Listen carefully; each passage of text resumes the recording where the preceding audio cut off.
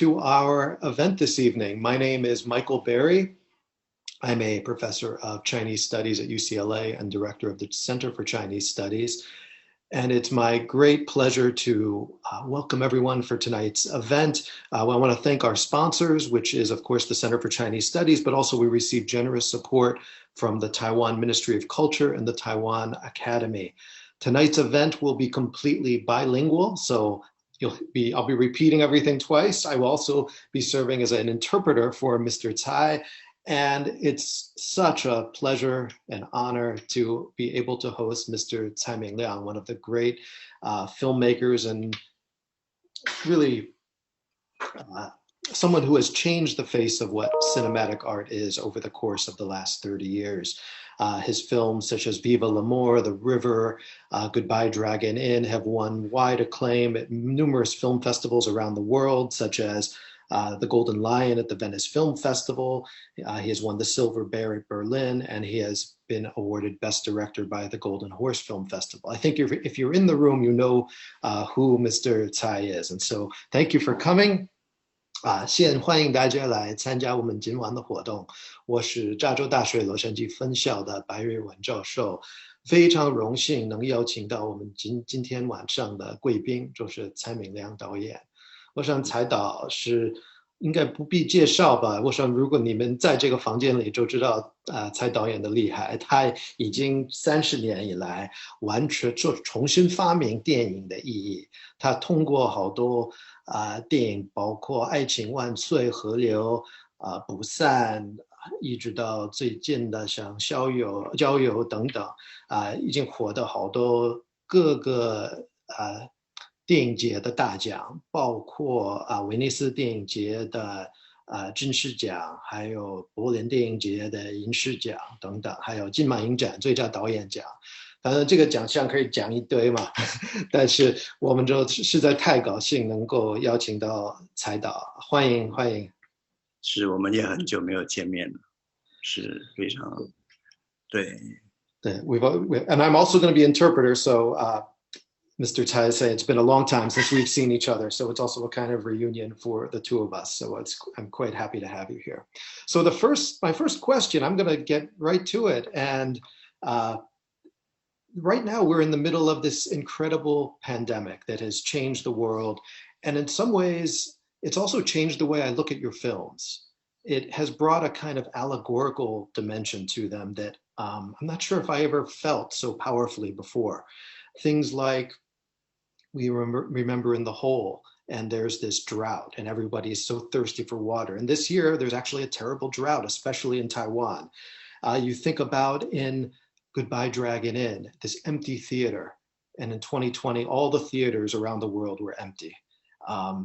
We think about the loneliness in your films. And this is a year under the pandemic of loneliness. We're all isolated right now. We're in this very strange kind of Zoom-like environment.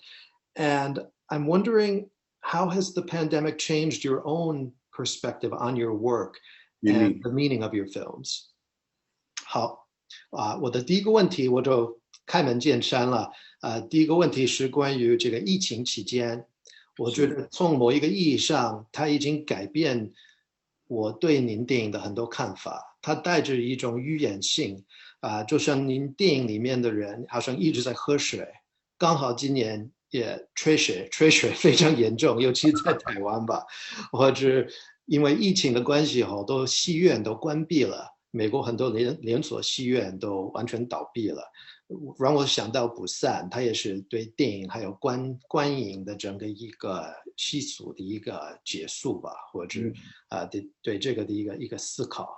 还有您许多电影里面好多人物都非常孤独，还有这种异化的，大家都关在自己的一个房间里，这种隔绝。那今年也刚好我们全世界都封城了，每个人都是要面对自己。我很好奇，在这样的一个环境之下，您是否给你自己，现在你回头看自己的片子，是否有一种重新的理解，或者您是怎么看这样的一个现象？我倒是很少回头去看我的电影啊，有时候我都忘了我在拍什么。反而是我自己在观察我自己的生活我大概在这几年就发现自己的身体不是很好那个身体的不好可能会身体的不舒服去看医生是找不到太明显的原因的。后来有一天我就恍然大悟，说我可能这个身体很早就得了一种病是一个都市人才会生的病，叫做恐慌症所以不知道在怕什么，就是非常对环境非常敏感对环境非常恐惧特别害怕坐飞机这个事情一上飞机就可能10几个钟头我都在看佛经就是让佛经来安慰我自己，就是所以我觉得很可能我以前我就已经有这个问题了，但是我自己不知道，因为比较年轻等到年纪再大一点的时候，那个问题就越来越严重，就可能就跟生活在一个都会里面，在一个很快速改变的一个环境里面的一种反应吧比如说我到现在也不会用电脑我现在对很多我看电影看到很多科技的东西，我都非常惊讶，觉得自己永远不会去碰触到这一块但是呢你就知道说这个世界不停的在消耗的非常快速，包括电影也是在消耗所以我整个地球都在消耗中是变得更不好的情况的那种感受很强烈可能我们一路都有这种对环境的反应都是这种比较负面的所以到了我这个年龄的时候，我可以完全不出门了就为什么？因为出门会不舒服会害怕人多啦或者很多东西你变得非常陌生，包括苹果的店我是永远不知道里面在发生什么事情，可是里面永远有很多人所以需要靠很多人的帮助我好像才能够生活下去，所以有一点点我猜我自己可能是我拍的电影里面的那个人心情是非常接近的从以前的爱情万岁到动甚至到现在最新的电影日子我大概就觉得自己越来越孤独，越来越被孤立下来，有这种感觉可能是我的生活的一个很直接的反应。So I don't really I'm not the kind of person that looks back on my own work or reflects on my own films. I rarely go back and watch my old films that I've made. But during the last couple of years, something has happened that has changed my perspective on a lot of things. And that's I've started to have some health issues. And for a while, I would go to the doctor and I would do all kinds of checkups and they would do all kinds of tests, but they couldn't figure out what was wrong. But for years, I just felt something was wrong with my health. And I just thought something was terribly wrong. And this went on for quite some time until I had a great revelation that what had really been happening was more a psychological issue. It was almost a kind of paranoia that I was suffering from, where I was and it was impacting my life, it was impacting my work, and I became extremely sensitive to my environment. So there was a period of time where I would just hate to get on planes and have an aversion to traveling and being in these kind of claustrophobic environments. And when I did get on a plane, I would have to read Buddhist sutras to get myself through that experience because it was just so terrifying. And I realized perhaps I had this maybe many years earlier, but it wasn't until I got older that it seemed to get more serious. And it really impacted my perspective on the world, my interaction with this kind of urban environment that I'm living in. And it also impacts how I interact with technology. For instance, I still don't use a computer. I rely on people around me to help me set up the computer and get through all of these different things. But when I look around, it feels like the world keeps turning and moving in an almost, it's deteriorating in a certain way. And part of me feels like I just need to protect myself. So I hardly go out. And in some ways, I'm quite similar to the protagonists in my films. I see people lined up at the Apple store and I'm wondering what the hell they're doing in there because I don't know what magical things they have in the Apple store. But in many ways, I do feel this is bringing me to a world very similar to what my characters were doing in Vive L'Amour, in The Whole, and The Days. So I do see that kind of connection. Yeah. 是我是一个跟世界脱节的一个人。So I'm 所以我的电影， I'm somewhat cut off from the world, just like the people in my films. 是我的电影像是以前的人拍的电影，不像是一个新的电影。所以我就越来越不会拍电影的感觉。And so in some ways, I feel like increasingly so, I don't know how to make films anymore. Let me ask you about the style of your film is very unique. It's kind of, you've created a cinematic language all of itself. And I think for a lot of audiences that are used to Hollywood films and traditional narrative approaches, it's a real challenge for them to enter the world of a Tsai Ming-liang film. And I'm wondering what do you say to those audiences who grew up watching Hollywood films their whole life and they walk into a theater to see one of your films? What kind of psychological preparation do you think they need to have? And what do you say to them? 就是您的电影风格非常的独特，然后我想好多年轻人或者不管什么年龄，我想很多人都是以好莱坞电影风格或者商业电影风格为主，就是每天看这种商业片子。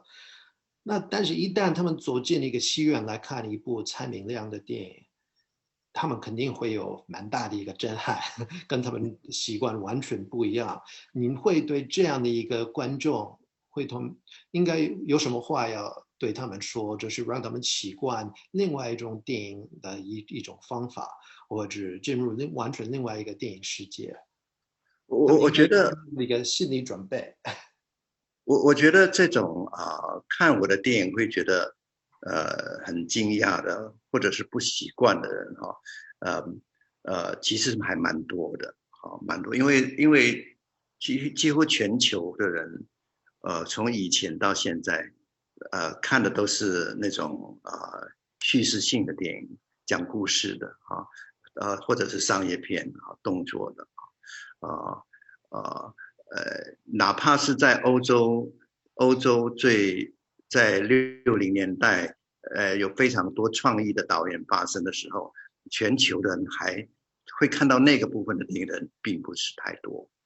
特别是亚洲他就是习惯看商业片，一个电影一定要有剧情，要有剧本，要有故事要有表演都是这些东西。所以当他看到我的电影的时候我的电影其实比较继承欧洲的在新电影那个年代的那种创作的概念比较从生活出发的好想要去抓住生活的一个样貌重新再呈现，重新再检视生命或者生活所以比较偏向艺术比较偏向于个人创作的一种状态，所以看这种电影的人通常如果说他可以接受我的电影，我觉得他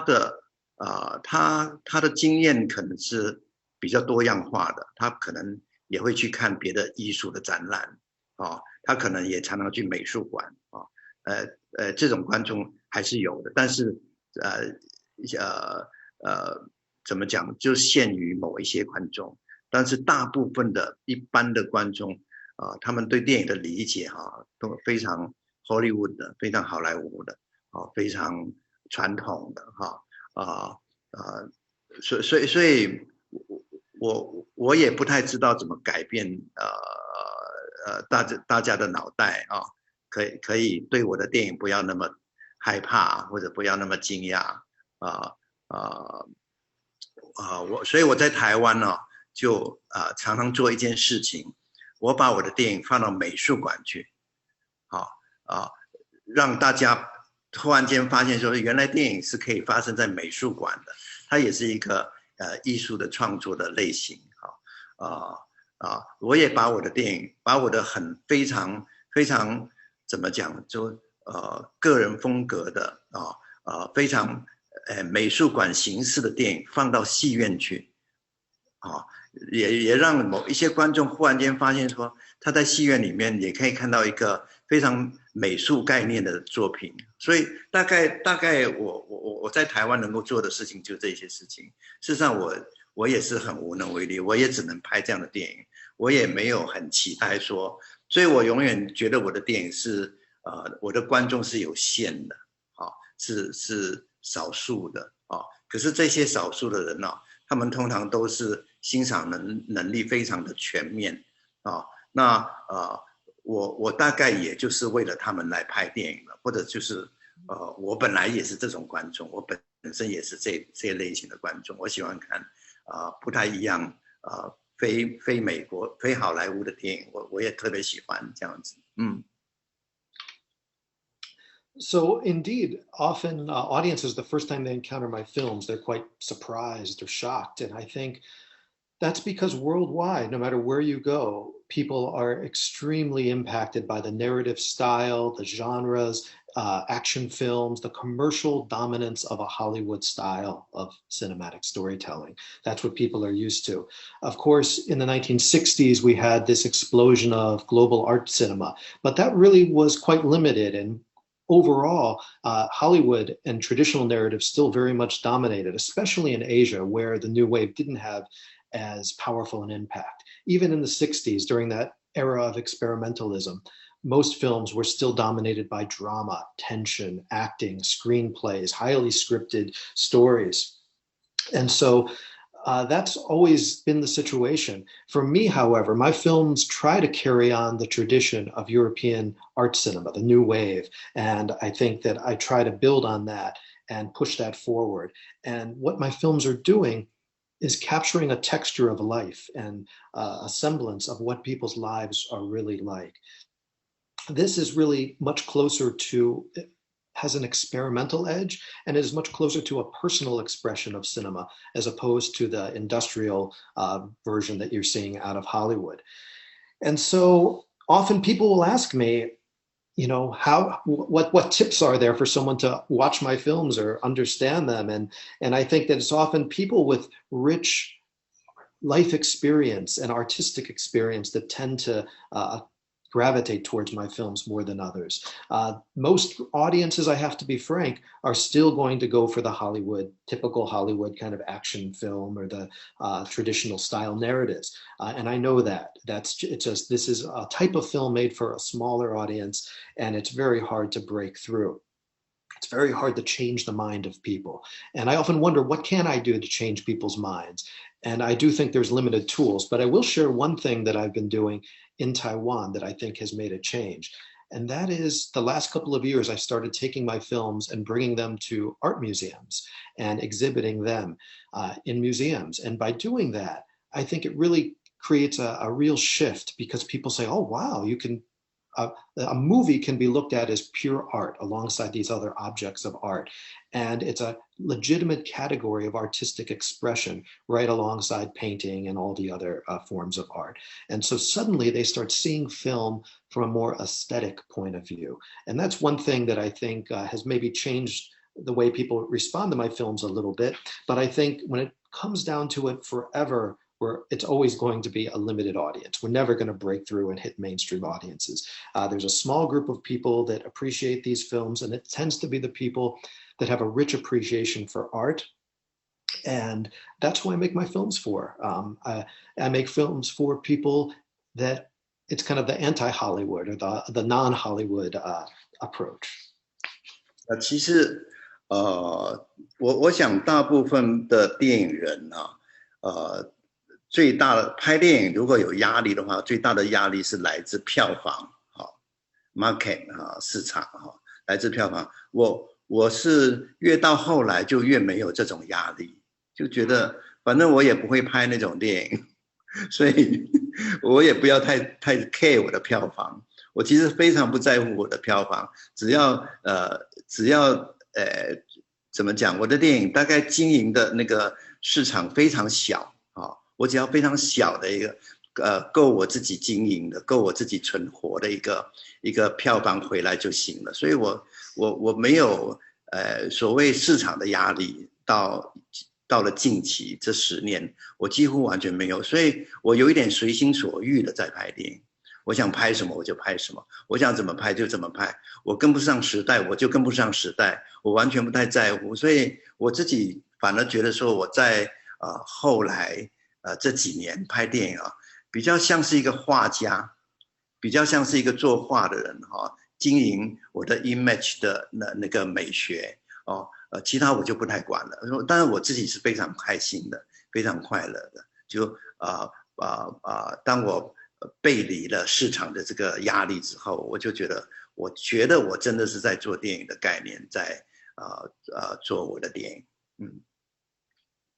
And another important aspect of this is that almost all filmmakers face the pressure of the market, of the box office, of making money, of making sure their investors aren't disappointed.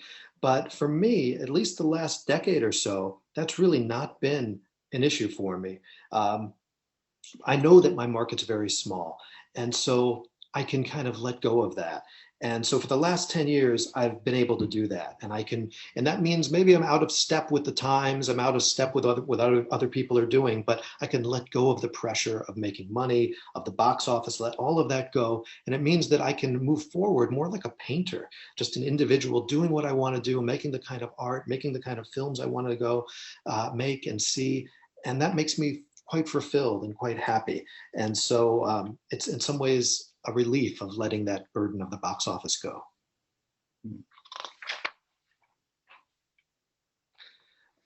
Another really unique facet of your films is your engagement with actors. You could say if your films represent a cinematic universe, the actors are the kings.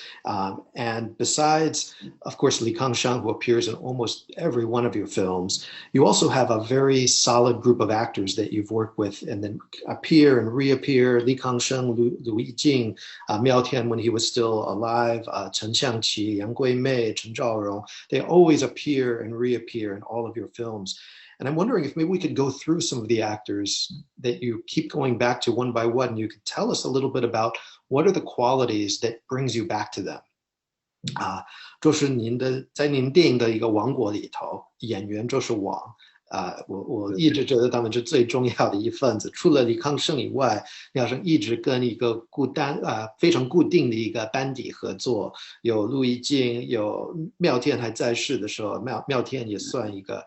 陈香琪、杨贵妹、陈兆荣等等。您可以就是一个一个来，简单的介绍每个演员有什么特质最吸引你，为什么一直不断的跟这些人合作。要不然我们就从李康生开始吧。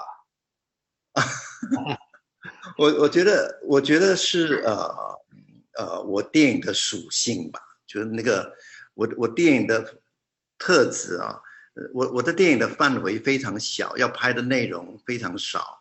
不过就是我自己对生活的感觉我对生命的 maybe 有一些体认大概是所以范围很小我自己后来也察觉到有很多很不错的很棒的导演他们都有一个自己的家族，他喜欢拍他，我觉得这个就是跟缘分有关系，就是每一个导演都眼睛看到的那个演员都是他认为最好的所以他不会轻易的放弃他就所有的这种，因为我们拍的不是商业片所以我们就不需要因为市场去考量演员的使用就不需要有这种概念，所以你拍的内容都非常接近你自己的生活，所以你就会重复的去使用那些饰演过的角色然后我跟李康生是在30年前已经有30年了在街头的一个相遇。我当时对演员的概念是觉得说演员重要是它的外形，那个外形不是漂亮，不是高大不是明星的标准，而是说它有没有它怎么讲呢？就是说它耐不耐看呢？可能这是见仁见智的不是每个人的标准是一样的。那我第一眼遇到李康生，我就觉得他很熟悉，对我来说是非常熟悉。原来他有一些样子非常像我的父亲，像我的爸爸。我的爸爸在我拍第一部电影的时候，他没看过李康生演戏。我在拍青少年哪吒的时候，他刚好就过世了。我拍完，我爸爸正好过世，所以他没看过李康生。但是我觉得李康生非常像我的父亲，所以我就用了他。我的父亲跟我的关系非常有趣，就是我们有一点点陌生，虽然我们住在一起后来，但是我们有一点，因为我的父亲的个性非常的严厉不太说话，非常沉默，尤其不跟小孩子说话所以我们几乎是从来不沟通的。我不能理解我的父亲，我也不知道他爱不爱我当然他爱我，可是我不能从表面看到他对我的感觉。所以我父亲走了之后，我就不知道为什么，我就越来越觉得李康生有一些状态跟我的父亲是很像的，有一种神秘感所以就一路用他。可能用到中间的时候，我发现我可能对电影慢慢了解电影创作这个概念的时候，我就发现说原来我在拍李康生我同时也在拍时间的概念，拍一个时间的概念。这个时间是可以拉得非常长的并不是用一部电影来决定这个时间，可能要用很多电影来决定那个时间的长度。所以我就有一点点发现李康生每一次在演我的电影的时候都会有一些变化这个变化是一般人看不出来的。但是我是导演，我在摄影机前面我看着他，我发现他跟以前不太一样，每一次都不一样因为他随着时间，随着年龄，随着岁月，他不停的在改变，他累积他的人生跟我累积我的人生是一样的。你懂我意思吗？所以我逐渐发现说这种非常有趣。如果我可以一路拍李康生拍到他老的时候，那我就等于拍了一部很大的电影，那种感觉非常长的很大的一部电影是可以从年轻的李康生看到李康生到老。所以这种微妙的变化可能是在创作电影里面慢慢发生的，它不是一开始就决定的，是越来越离不开李康生那个镜头越来越想看他接着会怎么样，接着会怎么样。特别是到了拍的郊游的时候，就会因为李康生不是那种 idol 的概念，他自己不觉得他是一个电影明星他是一个普通的人的感觉比较多。所以呢，他不会保养自己，他会让他比较胖眼袋长出来啦，各种东西他不会去保护他的皮肤。所以呢他在我的镜头就可以显现出他的年龄，他的当下的状态。所以我就特别喜欢李康生这种特质那我用的每一个演员都有这种特质，就是说他们不是那种 idol 型的不是偶像型的。所以怎么讲呢，就很像我的很亲近的人，我的家人也都很像我的，他们几乎慢慢就形成了一个家族的概念，大概是这样子。谢谢。So one thing about my films is that I'm usually dealing with a fairly contained subject matter in each film that I make. It's not a massive story. And so I need a group that I can really focus on, and actors where I can really see them bringing their best. And there are times where I think it's not just me, but a lot of other film directors out there, they have a group of actors that they tend to gravitate towards and work with over and over again.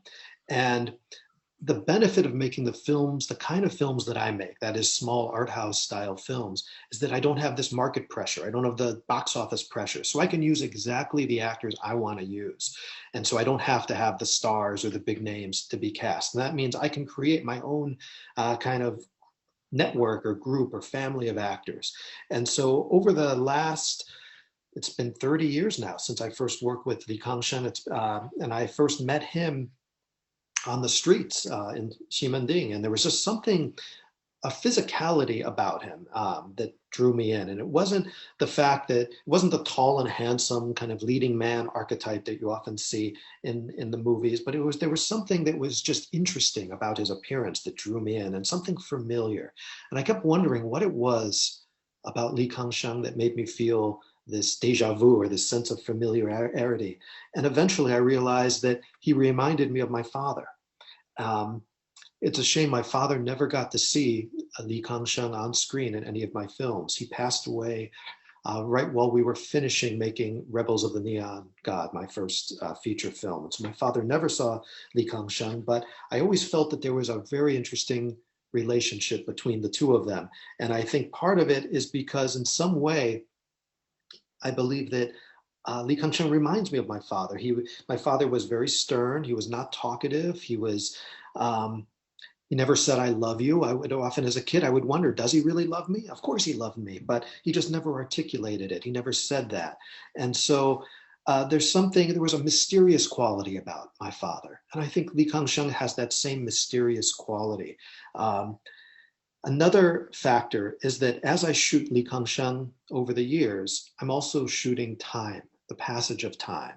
And these two became intertwined with one another as I was making my films over the years. And this changed over time. It wasn't in the beginning that I had this notion that by shooting Li Kangsheng, I was also kind of doing a philosophical intervention about time. But there were changes that I started to perceive in Li Kangsheng over the years. And most people wouldn't see this, but I saw it because I was continually working with him, and we had a very similar experience. We're shooting the same films, we're working together all the time. So I would see these changes in his appearance.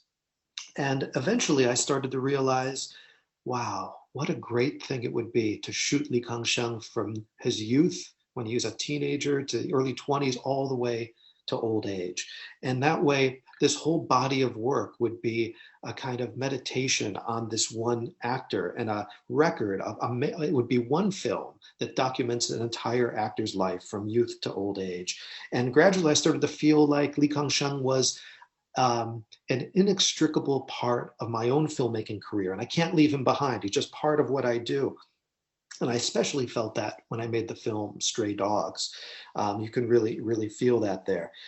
Another part of this is that Li Kangsheng is not an idol type figure. He doesn't have he's not like a A-list actor that spends all this money doing skincare and exercising and checking his weight. You can see him gaining weight. You can see his skin aging. And that's something that also attracts me because it shows he's real. He's not one of these fake plastic Hollywood actors, but you can see the etches of time on his face as we move forward. And that's actually the same way I approach my relationship with all my other actors. And I think I look at it as if we're like a cinematic family that I've cultivated.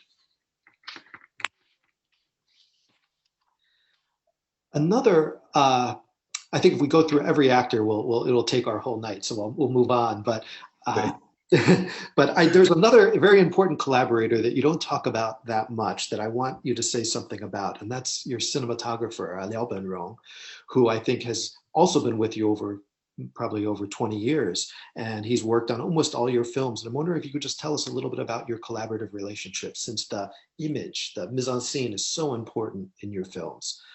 就是除了演员以外，另外一个有时候被忽略一个角色，就是您的摄影师廖本荣老师，因为你几乎所有的片子都是由他拍的，然后因为你片子那个调度那个image 那个画面那么重要，能不能简单的谈一下你跟廖老师的合作关系？我最近这几年反而没跟他合作觉得蛮可惜的因为我最近拍片的方式也在改变也在改变，我可能需要更自由。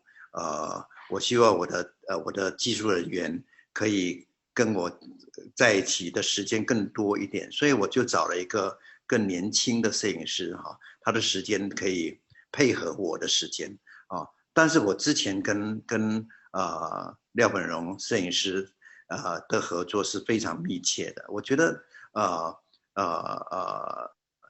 廖老师他有一种怎么讲构图的能力非常强，他的构图的能力是非常可能他本来就是一个很优秀的摄影师哈，所以怎么讲呢？就是说他永远可以放在一个最对的一个位置上面，他的 camera 放在一个最对的角度哈，而且这个角度这个构图影像的构图有一种延展性有一种延伸的感觉所以怎么讲？去配合我这种不太讲故事的内容可以配合得非常好所以我们合作的非常长就几乎除了你那边几点是一个法国摄影师之外，我全部的影片都是跟廖老师合作的，特别是在35厘米的那段时间那我们最后一部合作的片子是郊游已经是用 digital 在拍了，可是他一样可以应付得非常好所以怎么讲？我也希望说有机会还可以再跟他合作一个作品。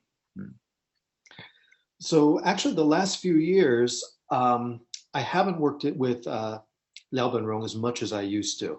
And that's because I've been looking for a freer style, less encumbered and also more fluid. And so I've been working with a younger cinematographer who has a lot more time.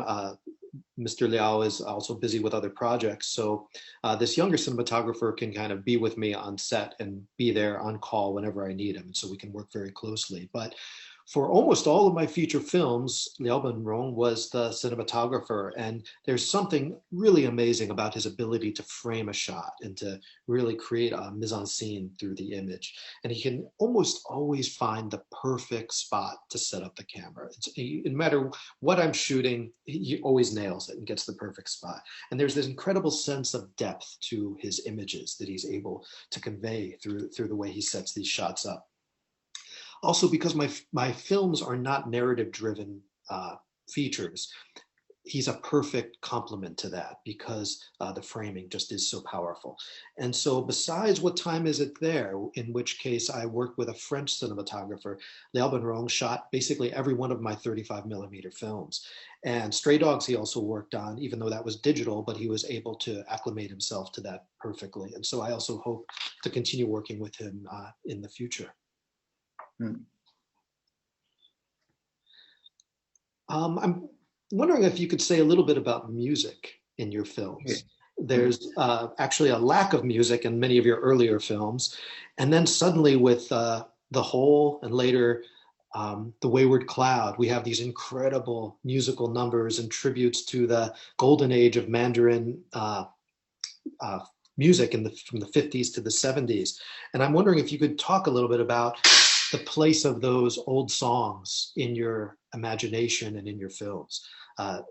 不知道可不可以谈一谈您电影里面使用的音乐？虽然你早期的片子很少用配乐，但是从动开始，尤其到那个天边一朵云，经常会大量使用大概50年代到70年代的一些国语老歌。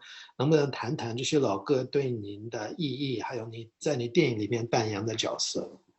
我使用音乐最具体的是从动开始吧当时我一口气用了五首的葛兰的歌曲。葛兰是60年代的一个电影明星，他也是个歌手他怎么讲，就唱非常西化的那种美国式的那种华语歌曲唱得非常好，所以当然他也有一个部分是他也是当时60年代的歌舞片的明星啊，所以呢，使用葛兰的音乐就有一种对歌舞片的致敬的概念啊。我们那个年代的，包括李安呢，我猜我们都是看60年代的美国的或者是香港的歌舞片长大的啊，所以会对这种片型有一种迷恋的感觉，跟迷恋武侠片是很像的啊，有一点像一种类型哈，所以我其实在之前我早期的电影基本上是不太配乐，因为非常写实，非常写实，非常生活化哦，所以我总觉得说我希望不要让那个音乐去处理电影里面的感情，好，让那个感情可以因为没有音乐变得非常的自然的在流动，而不是有别的元素去催促它，不是这样子可是到了动的时候，因为动比较特殊，动是有一种幻想的概念在里面的，比较不真实，是一个关于世纪末的一个内容，有一点像疫情要发生的那种概念哈所以忽然间那是一个灵感就觉得说应该要有一个，因为那个世纪末的整个氛围气氛是非常冷漠的是非常酷的所以好像需要有一个对抗的概念，有一个别的一个人性里面的那种人藏在心里面的热情的一种东西，好像要蹦出来的感觉，所以我就忽然间想到60年代的那些老歌特别是香港的已经开始西化了，因为这些老歌有的是非常中国式的，有的是非常西洋式的，所以我就想到葛兰这个歌手，所以就一口气就用了5首葛兰的歌来放在动里面，当做一种对抗的元素，对抗冷漠的一个元素在使用。后来就觉得效果非常好。等到我拍天边一朵云的时候，天边一朵云也是非常的残酷的一个电影非常怎么人性被推到非常极致的一个电影，关于A 片的那种怎么讲呢？关于 A 片的一个生态的影片，所以我又想到还是用回这种音乐的元素来做一个影片里面重要的元素使用，大概是这样。所以后来到了脸，我又用了我用的更好玩，是我让法国的莉蒂夏，就那个女主角对嘴唱的一些老歌也是华语的老歌。其实我喜欢去玩电影的一些元素，就是电影是一种很魔术的一个概念它是可以非常自由的使用这些东西的。所以当时脸也用了好几首的老歌大概一直是这样。所以我自己到现在我还是老歌还是我的生活的一个重要的常常使用的一些东西我常常听老歌，我也喜欢唱老歌，因为我觉得老歌有一种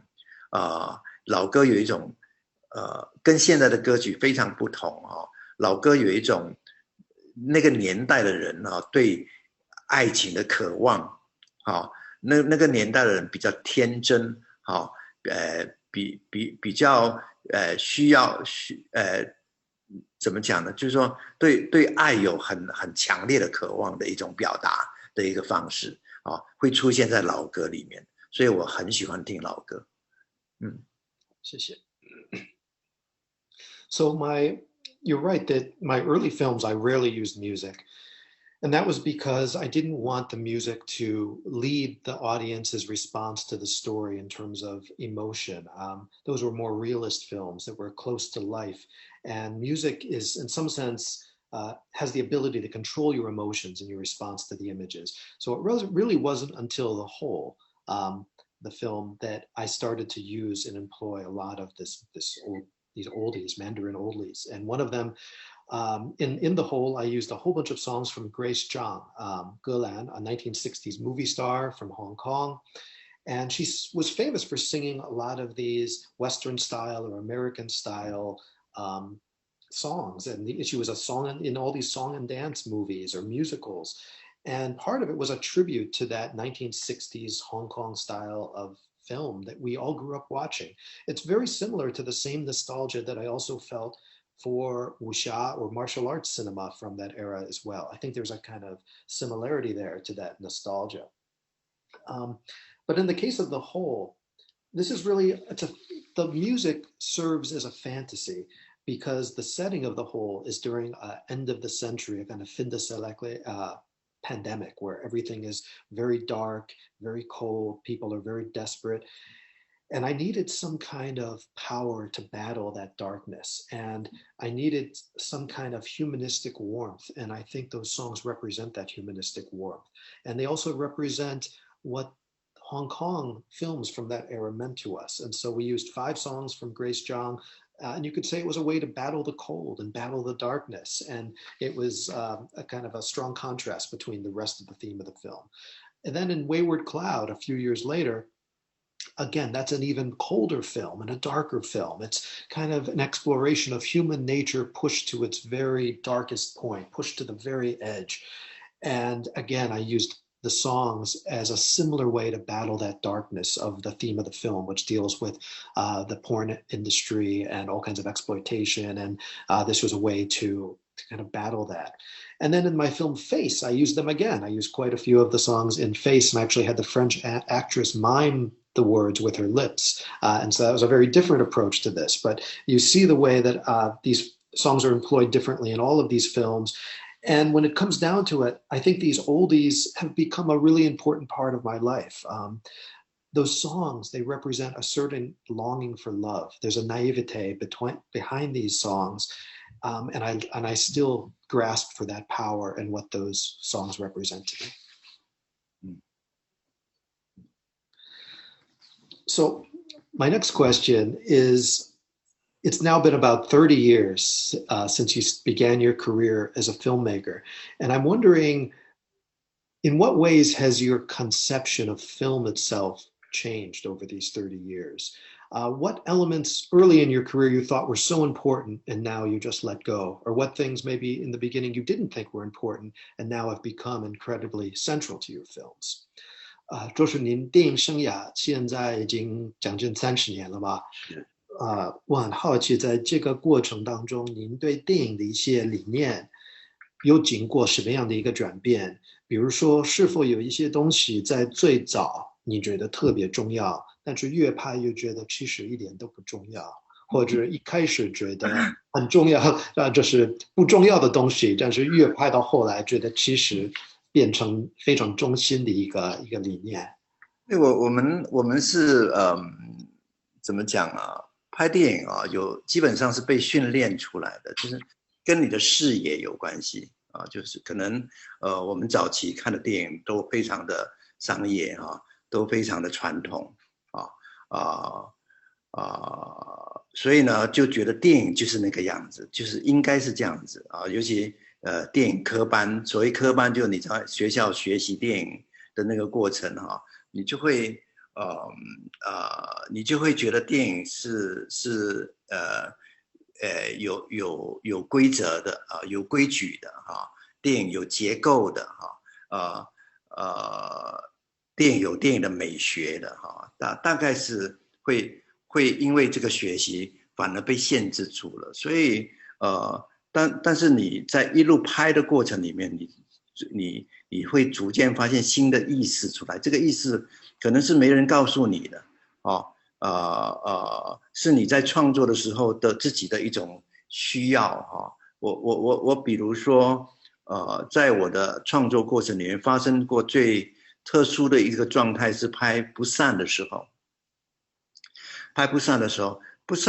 是因为我在拍你那边几点的时候找到了一个 location 是一个老的戏院然后这个老的戏院在拍完之后它就停业了，它就结束了，他跟所有的老的戏院的命运是一样，他将要被就是关门，然后就被拆掉，以后就不存在了然后呢，我就觉得我好像遇到这个我曾经小时候经历过的这种老戏院，我的生活很重要的一个场域，它会在我的生命里面完全的消失掉之前，我是不是也可以拍一个什么东西？我觉得这个非常有意思，所以我就拍了不散这个电影，完全是针对一个老戏院来拍的，然后这个老戏院的角色，它比演员还重要，它等于是一个主角了，所以等于是我第一次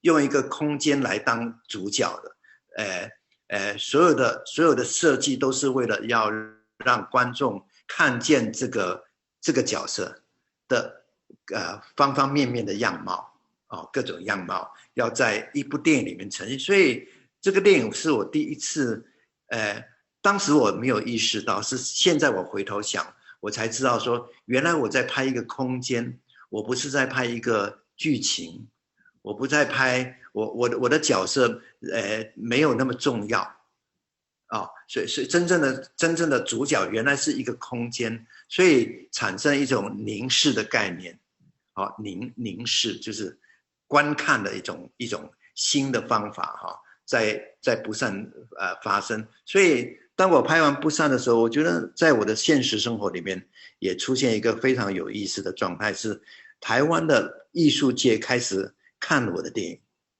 本来我的电影是不太有人要看的，不要说一般的观众电影界人他们也不看我的电影但是反而是艺术界的人开始看我的电影，艺术界的人开始找我去美术馆合作做作品。我觉得因为拍不上产生了一种观看的概念，这个观看是超过了看剧情，超过了看一个故事是一个审美的概念在观看一部电影，所以我觉得这个等于就是我无意间发现的一个方法，所以慢慢我的电影的方向就转变了所以后来我还拍了一个系列叫行者系列完全是那个元素是非常少的，就是李康生在走路在不同的空间里面走路，它也是一个观看的概念甚至是拓展到时间的概念，所以电影开始有一种在我这边，我自己觉得我有一种我对电影的美学的一种发生的一种美学的概念来到了我的电影，它不是一个叙事的概念了，它已经不是，它是一个构图的概念，是一个新的一个架构出现，所以我逐渐的就觉得我拍电影有一点像是一个画家在写生的概念在画画的感觉所以等于是开始在经营那个构图，而不是在经营一个 story 一个故事，一个那个电影的结构改变了，所以可能，所以我现在拍电影就觉得说，越来越可以再大胆一点，再没有规范一点能不能有一天我们的电影变成是一个不是一个故事变得不重要而是那个 image 到底呈现的是什么东西这是我最近的一个想法。我甚至都希望说我的电影将来是一个没头没尾的，你知道没头没尾，甚至也没有中间的那个概念它就是一个影像，所以观众来看有一点像去美术馆的概念，在看一个电影导演的创作，大概是这样子。谢谢。So one thing about film is that it's an art form that relies on practice. You kind of learn as you go, and experience is so important. And a lot of that has to do with your perspective. And I think for so many filmmakers, their perspective is very much guided by traditional notions of film. And what those are is what you learn in film school about all the rules, the structures, how to write a screenplay, how film aesthetics function. And all of that at the same time as teaching you those things, they also limit you. And I think what I've been doing through the process of making my own films is trying to create and find new meanings and new ways outside of that box that we're often put in when we go to film school. So for me, one of the big breakthroughs was a film I made in 2003 called Goodbye Dragon Inn. That was a film that was shot in a theater in Yonghe called the Fuhe Theater, which I had used in What Time Is It There? And it was going to be closed down. They were selling it off.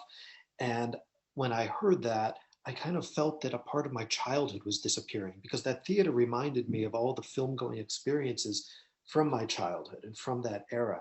And so that's when I decided to make Goodbye Dragon Inn there. Now, what was unique about Goodbye Dragon Inn was that the real main character of the film is not one of the actors, but it's the theater itself. It's the first time that I use space, any space, as the main character. And that was a kind of liberating feeling for me, because it showed me the ability to let go of the actors and use them and use space itself and allow it to kind of move to the forefront, and also let the story go and let the film be more about the space itself and less action driven. And so the actors in that film are really not the most important. It's all about the action of gazing or looking or observing that space and letting that space sit in with you. Now, it was because of that film that my work started to get more attention from the art community in Taiwan. I mean, a lot of people would ignore my films. Even people in the film community would sometimes ignore my films. But somehow, Goodbye Dragon Inn really resonated with a lot of people in art exhibition. And so I started to get invitations to bring my works into museums and into those museum spaces. And the focus here was really all about the gaze and the observation. Gradually, that became a major theme in my work, and I started to move away from the narrative-driven focus and further into exploring these spaces. So later I did a whole series of films called Walkers, where I would shoot Li Kangsheng walking through different spaces. And again, this was part of my own transformation as an artist, where I started to look at myself as more like a painter, someone who was rendering still life sketches as opposed to a filmmaker. And so as this transition took place, the image became so much more important. Not the story, but the image really took over. And it encouraged me to be bolder, more creative, to move in new directions. And I even wonder, moving forward, do I want to make a film that has no beginning, no end, no middle? You just go in and you experience it. But the whole notion of continuity is completely deconstructed. And so this was the beginning of that journey. And this is kind of how I've evolved over these years. So maybe I'll ask one more question, but it's a big question, and then we'll open it up to the audience. And this picks up on what we were talking about, this transformation of your style over the last couple of years, because I think there's really been a lot of major changes, but one of them is, like you said, moving into museum spaces. I think that's certainly one of the main shifts that's taken place, but there's also others. One of them is I notice your camera has been moving more. You used to always have fixed camera. Now we're seeing more camera movement. Also, the emergence of extreme close-ups, especially of Li Kangsheng's face. Though we didn't see those early on, but now we're seeing a lot of those. And also I notice many of your early films, they would be in very closed locations. So like Li Kangsheng's apartment, so many of your films, so much action takes place in these closed locations, or the theater, for instance, in Goodbye Dragon Inn. But if you look at a film, some of your more recent films, like the Walker series or Journey to the West, you see this interaction between the environment and average people and just not extras, but just normal people walking on the streets and your actors. And so there's a lot of these shifts. And I'm wondering if you could talk about some of these other changes. 所以这10年以来您一贯用的电影风格虽然还在，我觉得还是有经过蛮多的转变。一个是你刚刚提到的，就是有进到博物馆，我觉得这是非常关键的一个转变。但除了这个以外，还有好几个，像有一个摄影机开始动，原来都是固定的。我发现你最近的一些电影摄影机会有蛮多的移动，另外开始有一些大特写，像李康生的脸，经常给到一些大特写，早期的片子好像都没有。还有您早期的片子基本上都发生在一些非常封闭的空间，比如说李康生的那个房间，或者不散的那个售票的那个地方，或者那个放映厅啊，都是非常封闭的。但是我看像西游，好像李康生在巴黎跟那个老百姓蛮多的互动，我觉得这个跟早期的完全不一样了。还有整个地域性的想象更加开阔，就除了台北，有马来西亚，有巴黎啊，你的电影好像有到好多不同地方，能不能简单的谈一下这些转变背后的一些动机，或者从美学角度为什么会有这些转变？我觉得有时候我也说不上来为什么会变成这个样子，都是一个就是说，我觉得我的创作有一种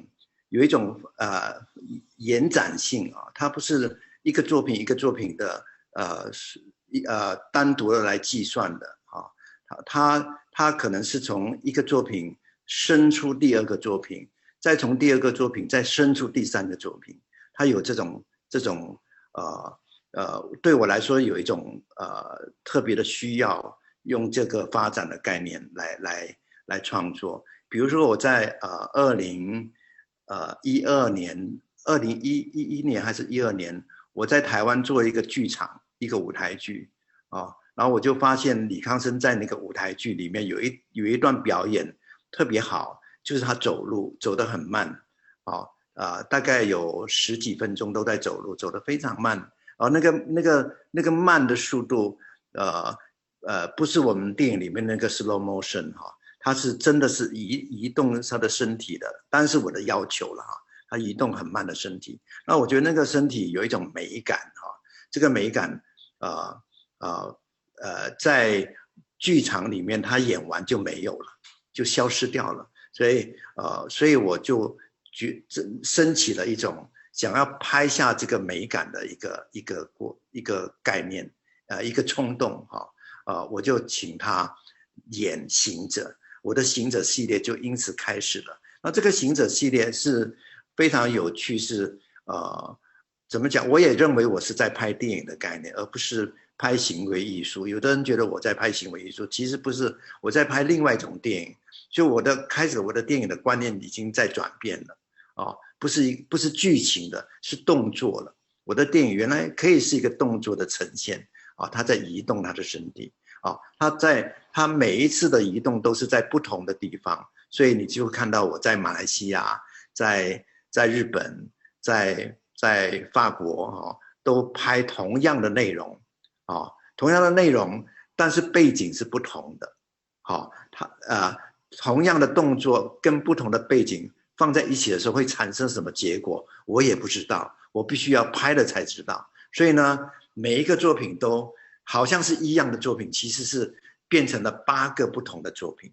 在大概5、6年期间，我拍了8个同样的以行者为主角的一个影片，但是变成了8个作品。当然这个作品还会延续下去拍，还可能明年我也许会去华盛顿拍，也许我会去巴黎再拍一个所以它会一路拍下去。所以我的想象里面，将来这个是一个去美术馆做的一个大的电影，很大的电影，它是有不同的背景来组合的一个影像的一个呈现。所以我刚白教授提到的有一个关键很重要，是我进到美术馆的关键。我发现美术馆很可能对我来说是电影的最后的堡垒所有的电影在商业的体制下面它变成一个模式它变成没有创作的概念，它只有市场的概念，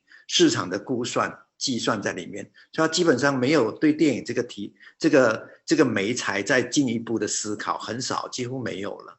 所以反而美术馆是可以形成这种可能性的一个地方。如果美术馆也有一个院线存在的话叫做美术馆院线的话，是不是我们在拍电影的时候可以不受到这种商业的牵制，可以做更多针对电影的发展来思考、来创作，我觉得这是有可能的，所以我就转向到美术馆去作为我的发行的一个概念的一个可能性，就这样子，所以我的每一个创作都是因为前一个创作产生的，产生的一些想法。比如说我拍在3年前，我拍了一个 VR， 叫家在兰若市。这个 VR 的一个怎么讲？它的形式是 VR 里面是没有 close up 的，没有大特写的。它没有特写，它只有距离，机器摄影机跟人的距离，它没有办法给你一个脸的特写。所以我是一个拍电影的导演，我在拍 VR 的时候，我发现我的构图的概念完全改变了，它是360度的，上和下面的，所以我非常不习惯拍电影没有特写这个概念，所以忽然间他不能让我用特写。我拍完 VR 的时候，我就决定拍一部只有特写的电影，就是你的脸那个作品。所以每一个创作都是有一个原因，使到是我心里面的一种渴望和需要去呈现它。所以我就处理了一个作品叫你的脸。你的脸是用人的脸来替代了叙事，替代了内容，替代了讲故事的方法。完全是观看的，所以它也非常像一个美术馆的一个观看。可是它是在戏院里面发生的时候，所以观众开始他的观看的那个逻辑被改变了。他原来可以是在戏院里面观看13张脸，并没有很多，并没有怎么讲，我们习惯的那种电影的呈现的方式，它也是属于一部电影的概念。所以怎么讲呢？我近期的创作基本上都跟美术馆有很大的关系，所以就这样子。So the question of why my work has gone through this transition, I think it's really an extension of the body of what I've been doing. And from one film to another, there's a thread that runs through, and gradually it starts to change and transform. And what you do in an earlier film often impacts what comes later. And it's also about this need to kind of update what I'm doing. So let me just give you some examples. For instance, around 2012, I did a stage play in which Li Kangsheng starred in it. Sometimes I direct various stage performances. And there was a section in the work that lasted over 10 minutes where Li Kangsheng was walking extremely slowly. Not slow motion, but just this extremely calculated type of movement. And I thought there was such a beauty in what he was doing. It was just so gorgeous, the way he was moving and controlling his body in that sequence. But I also realized, since it's a stage play, as soon as it's over, it's gone. There's nothing to ever, there's no record of that beauty.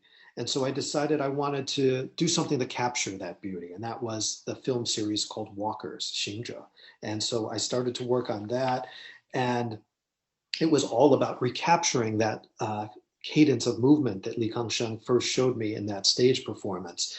And a lot of people look at the series of the Walkers and they look at it and categorize it as a type of performance art, but it's not. I look at it, this is cinema.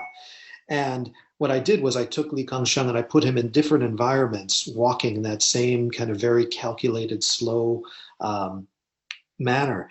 And so we shot him in Malaysia, in Japan, in France, and you can see how his body, placed in different environments, has a different relationship with those environments. And you don't know what's going to happen. It's a kind of mystery of discovery of how locals are going to interact and respond to what they're seeing. And so over the course of roughly 5 to 6 years, I made 8 films in this Walker series. And actually I plan to keep going. Maybe next year I'll do one in Washington or another one in France.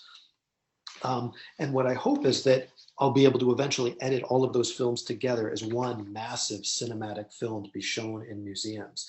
and it would just be a really monumental kind of collection of all of these different sites that are pieced together.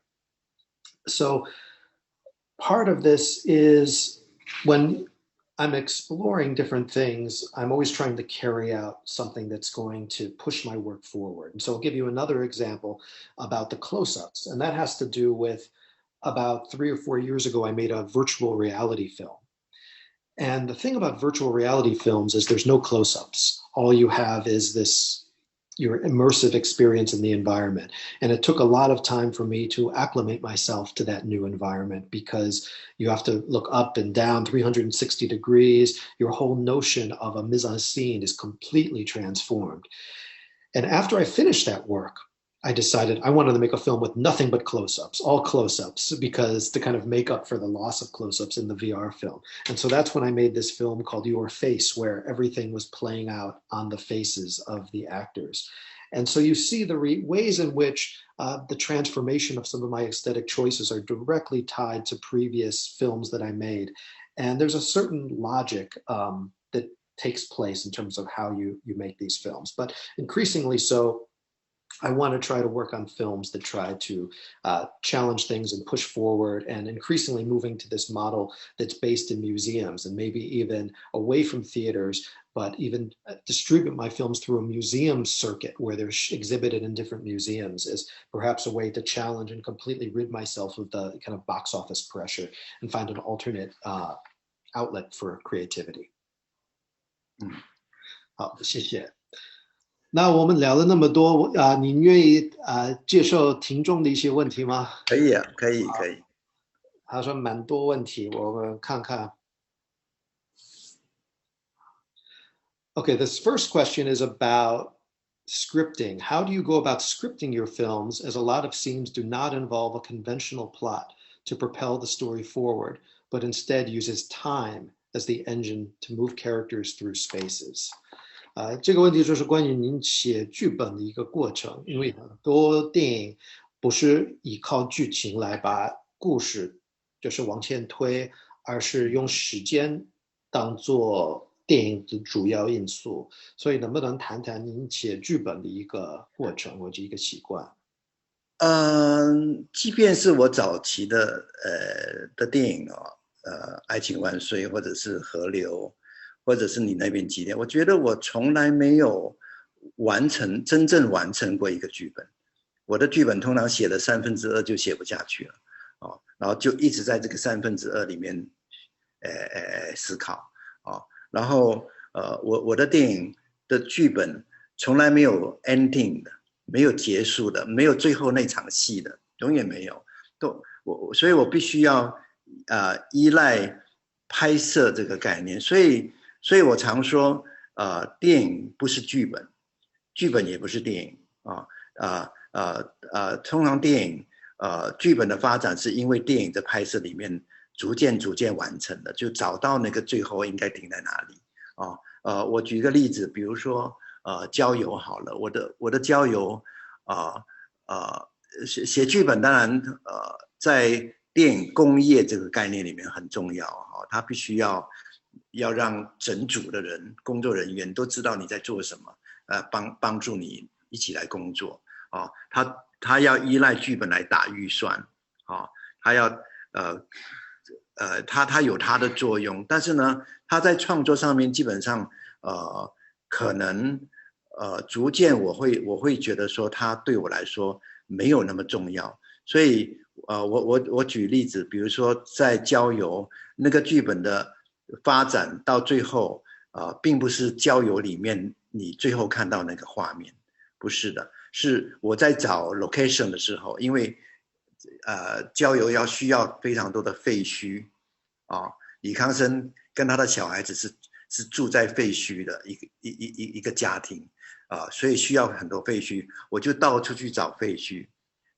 找到了一个废墟里面出现了一幅画这幅画是一个艺术家的一个作品，他在废墟里面做了一个很大的一个风景的画，使到我看到这个画的时候我非常震撼，我的 ending 就停在这个画里面，跟剧本是跟剧情发展是完全不同的。所以我自己拍片是非常需要 location， 非常需要场景来利用场景来组织我的影像的，这是我的一个观念所以我很少，尤其到了后期我最近的一个作品叫日子完全没有剧本的概念甚至没有 idea， 没有想法就是因为李康生生病了所以我觉得他的生病的样子非常吸引我想要留下一些 image能做什么用我也不知道，也许是美术馆的用途，也可能是这样子，所以我就在几年里面陆陆续续去拍了他生病的样子，去看医生啦，走在街上啦拍他的那个形态等到后来我到了一个影像储存到一个数量的时候，我才开始思考说要不要变成一部电影所以才依此发展一些剧情几乎是没有剧本的概念就完成了日子这样的一个作品所以我自己越来越觉得说电影是可以有很多可能性去发生的当然如果你是回到电影工业的时候你就必须要依照电影工业的逻辑去处理一个剧本就是这样子。And so let me translate the last answer. Okay. So in the beginning of my work, since Vive L'Amour, in that early stage, even at that stage, I never really had a completely full screenplay that I was working off of.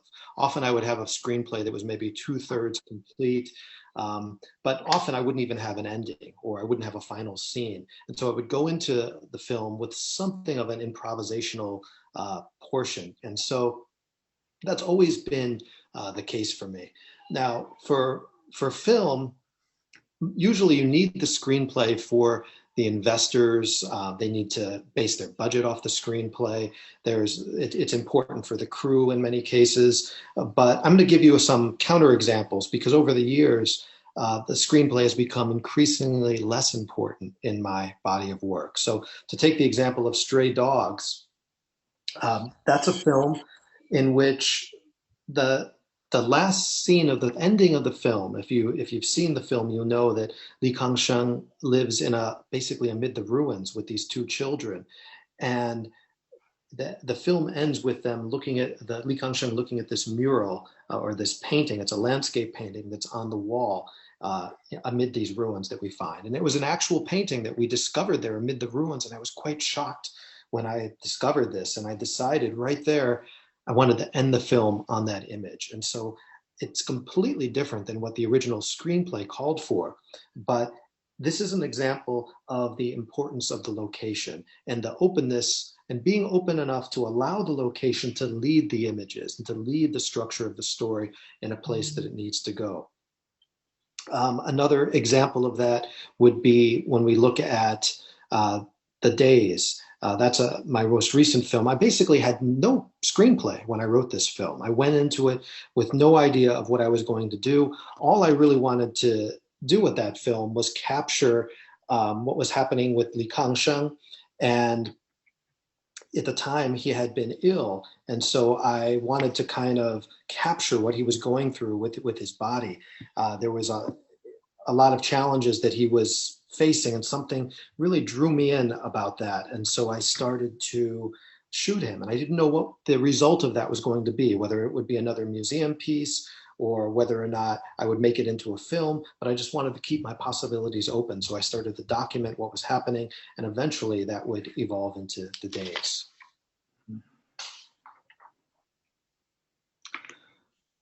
Okay, let's see what other questions we have. All right, how about this one?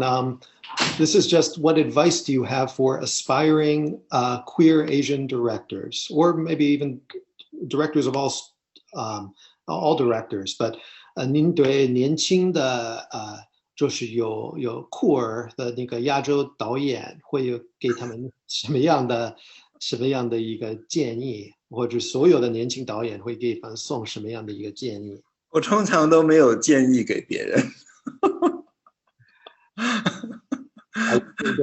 因为我自己也不太接受别人的建议。Because I don't usually accept other people's recommendations. 拍自己怎么讲？拍电影要拍自己喜欢的东西，开心的东西。我刚刚说，拍电影，我拍电影现在有一点像画家在画画就是随心所至的画自己想要画的画我觉得我们拍电影的人呢，最常遇到的一种情况就是非常焦虑很焦虑，不知道观众喜不喜欢我的电影，不知道我的电影会不会卖钱不知道会不会得奖各种很焦虑，就是怎么讲？我其实反而很羡慕那些画家。我记得我有一次在马赛在法国的马赛，跟一群学生说我准备要在马赛拍一个 walker 就是 walker， 那学生就问我说，蔡导演，你分镜了没有？你的剧本写好了没有？你对马赛有多少的了解？我就说，我没有分镜，我也没有写剧本，我对马赛我也不了解。我是一个游客的感觉我不可能了解马赛。我说我即使住在台湾这么久，我对台湾也不是非常了解，有时候所以但是我拍什么呢？我说我就拍我想拍的，我看到的，我喜欢的。我说我喜欢马赛的那个阳光，地中海的阳光。我说我这次拍可能我就是跟着那个阳光跑，阳光在哪里我就去哪里拍。所以我说我比较像是画家比较不像是一个大家心目中的那种电影导演，有一个 script writing 有一个剧本，有一个要分镜然后有很多的焦虑。我说我没有焦虑，我拍到什么就是什么有一点像画家，他的最后一笔停在哪里是他自己决定的不是别人给他决定的不是别人喜欢他就多画了2笔，不是的，他就是那一笔停了就停了，就这样子。So I think a big part of it is to make the kind of films that you love and to make the kind of films that you want to make. And, there's a lot of people that worry about, is someone going to like my film? Is it going to make any money? Is it going to get exhibited? There's all kinds of anxiety about people's approach to filmmaking, but I don't look at it that way. I try to increasingly look at my films as a painter would, and to let all of that go. And so I recently went to Marseille in France to shoot one of my Walkers series, and I ran into someone there who was asking me, "Oh, Mr. Tsai, so did you prepare your storyboard? Did you prepare your screenplay? Did you do all your research about Marseille?" And I don't have a storyboard. I don't have a screenplay, and I didn't do any research about Marseille. I just looked at it like I'm a tourist, and that I'm coming to this place, and I'm just letting it flow over me and seeing what I like and going with what attracted me. And when I got to Marseille, I loved the sunshine there. And so I would go and shoot places where the sun was shining and I could kind of follow the light. And that's where I went. And I was just kind of like a painter.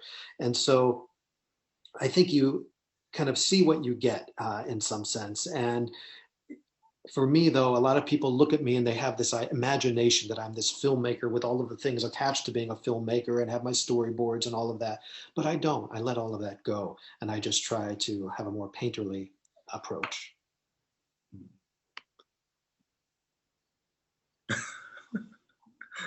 OK， 我再挑另外一个问题。好，不要太多，我有点累了。好，那我们再挑1、2个简单的。好，我看看。我发现我身体没有以前那么好，所以呢容易累。好。So here's one that always comes up. I think we have to mention this. This is about water in your films. I think there's 就是很简单，就是很多人会问你关于水在你电影里面的象征意义。既然是象征，它就怎么讲，大家都看得出来了啊。我的电影没有太复杂啊，每一个使用的元素都是非常生活化的，非常普通的啊。我可能这个也是我喜欢的部分，就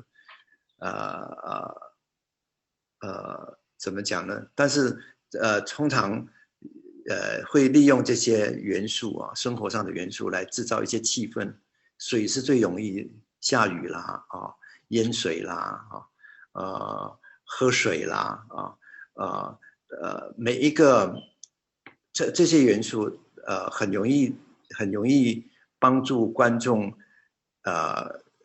感受到这个影片的气氛，还有它有一些象征的概念也很容易被解读啊，没有那么困难，所以我还蛮常用的，因为台湾就是一个比较潮湿的地方我以前常常拍淹水的部分，是因为我的生活就是常常遇到这种情况。我住的 apartment 常常会漏水也淹过水甚至我住的一个 apartment 曾经被人家敲了一个洞出来，所以那个洞就出现了在我的影片里面。所以基本上都是生活里面随手可以处理的这些元素会被我常常应用。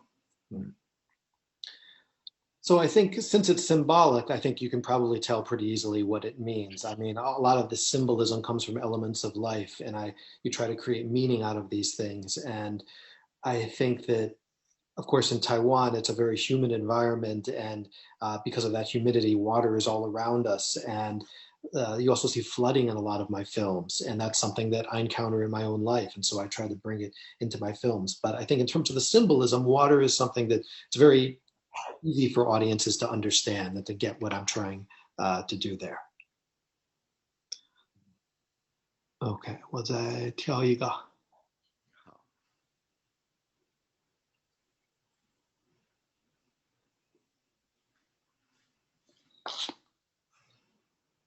Okay, this one is about, maybe we'll do one final question here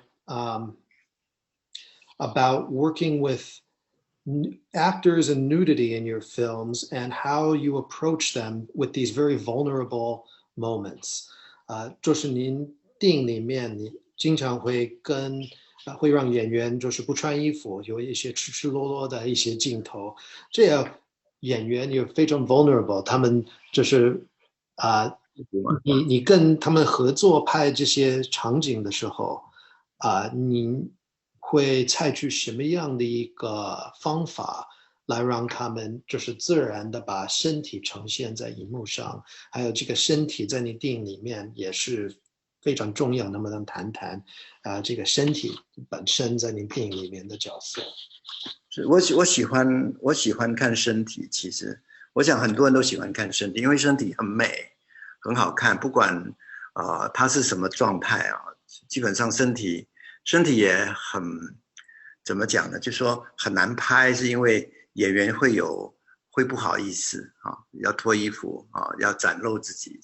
通常所以我的演员都跟我非常熟悉，他们知道说我不是为了商业的关系，所以要他们脱衣服，他们都理解所以这方面比较没有 argue那我也不会要求的太过分，我觉得我会也愿意保护他们让他们不要太难看也会，所以基本上都是因为需要我记得怎么讲呢？我记得我在拍face 的时候，脸的时候那个女演员叫 Leticia 她本身是一个 model 是个模特，她应该是我们都以为她对身体很无所谓，可以把衣服就脱掉，其实她是非常在乎的。她跟我讲说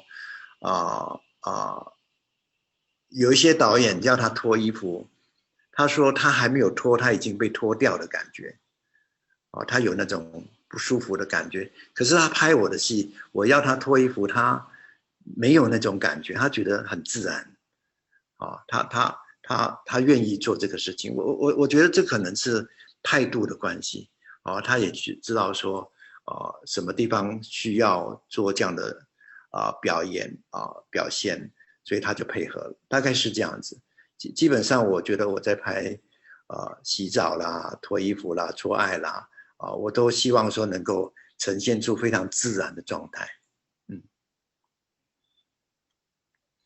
So I think I do have an appreciation for the human body, and I think most of us do. And there's a certain beauty to the human form, and you see that in my films.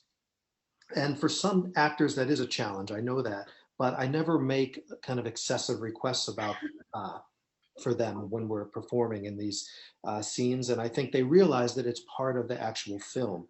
It's part of the story. It's not something that's forced. So to give you an example, when I made the film Face with Lily Xia, she's a model, and I thought she would be very confident and comfortable taking her clothes off in front of the camera, but she turned out to be much more self-conscious than I ever expected. She told me that she had worked with another director and who also, I guess, had requested she remove her clothes. She said before she took her clothes off in that situation, she already felt naked. But it was very different when she worked with me because I think it was a much more natural approach. And I think it all comes down to the attitude and what's really needed for the story. And so usually when I present nudity in my films, it's because someone's in the shower or they're making love, but it all is rooted in reality. And I try to really give people a semblance of what the real state of those characters are. 我想蔡导演累了，我们要不要搞一个段落？可以，谢谢，非常好。你那个唱歌那个你愿意吗？唱歌啊。So we're going to wrap up now, but when we started, we thought maybe a most beautiful way to end this event is to invite Mr. Tsai to maybe sing just a few lines from one of these songs, these oldies that he's always singing, and I'm just asking if he might be willing to share a little bit of that. 我想想看。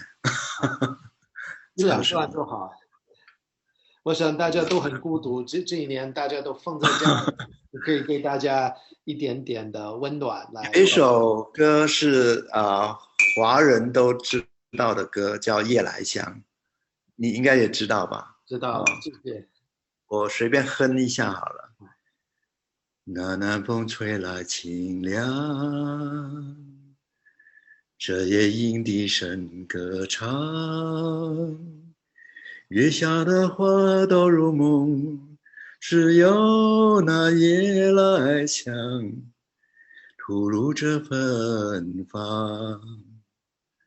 我爱这夜色茫茫，更爱这夜莺歌唱，更爱那花一般的梦，拥抱着夜来香，闻着夜来香。好，谢谢。谢谢，太棒了。